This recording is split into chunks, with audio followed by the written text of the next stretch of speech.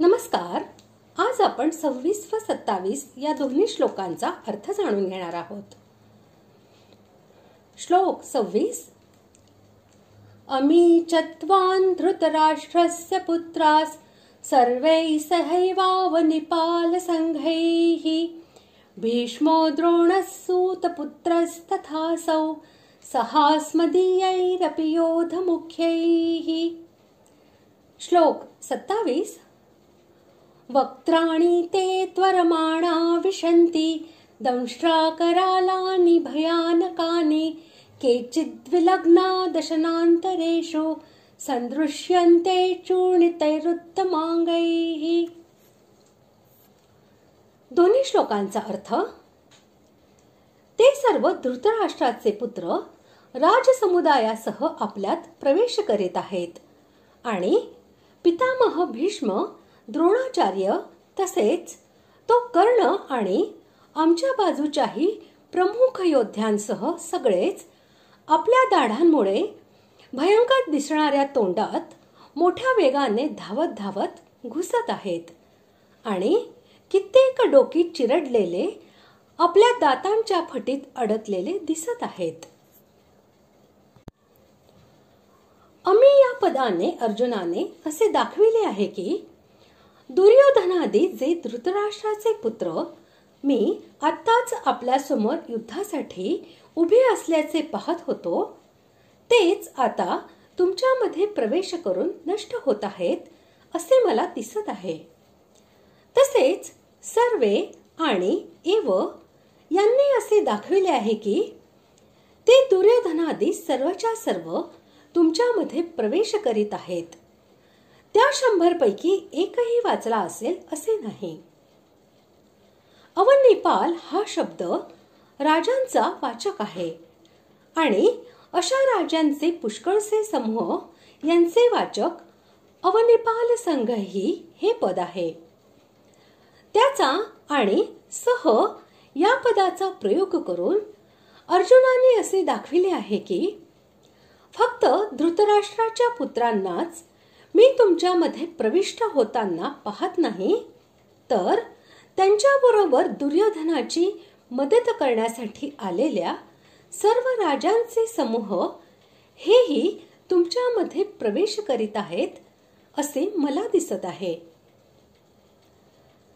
पितामह भीष्म आणि गुरु द्रोण हे कौरव सेनेतील सर्वात मुख्य महान योद्धे होत.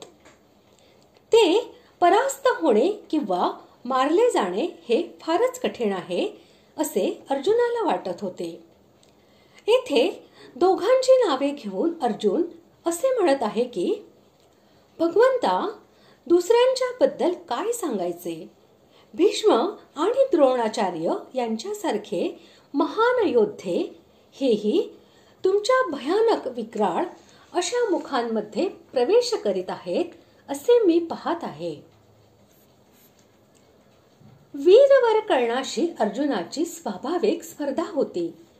त्यामुळे त्याच्या नावाबरोबर असौ या विशेषणाचा प्रयोग करून अर्जुन असे दाखवित आहे की आपल्या शूरतेच्या घमेंडीमुळे जो कर्ण सर्वांना तुच्छ समजत होता, तोही आज तुमच्या विक्राळ मुखामध्ये पडून नष्ट होत आहे.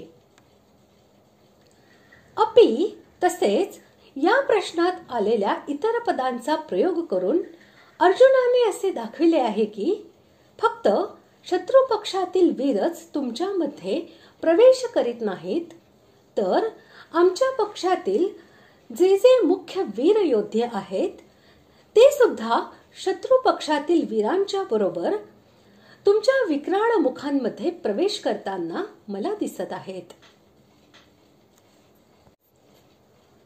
त्वरमाणा हे पूर्वीच्या श्लोकामध्ये वर्णन केलेल्या दोन्ही पक्षांतील सर्व योद्ध्यांचे विशेषण आहे.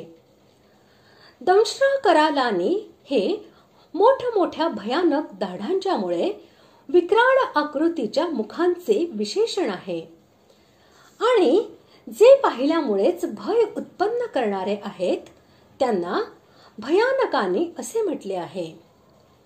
येथे या पदांचा प्रयोग करून अर्जुनाने असे दाखविले आहे की मागील श्लोकांमध्ये वर्णन केलेले दोन्ही पक्षांतील सर्व योद्धे मोठ्या वेगाने धावत तुमच्या मोठमोठ्या दाढांच्या मुळे विक्राळ आणि भयानक अशा मुखांमध्ये प्रवेश करीत आहेत असे मला दिसत आहे. अर्थात मला हे प्रत्यक्ष दिसत आहे की सर्व वीर हे चोहीकडून मोठ्या वेगाने धावत तुमच्या भयंकर मुखांमध्ये प्रविष्ट होऊन नष्ट होत आहेत. कितीतरी लोक चूर्ण झालेल्या मस्तकांसह तुमच्या दातांमध्ये अडकलेले दिसत आहेत. याद्वारे अर्जुनाने असे दाखविले आहे की ते सर्व तुमच्या मुखांमध्ये प्रविष्ट होत आहेत.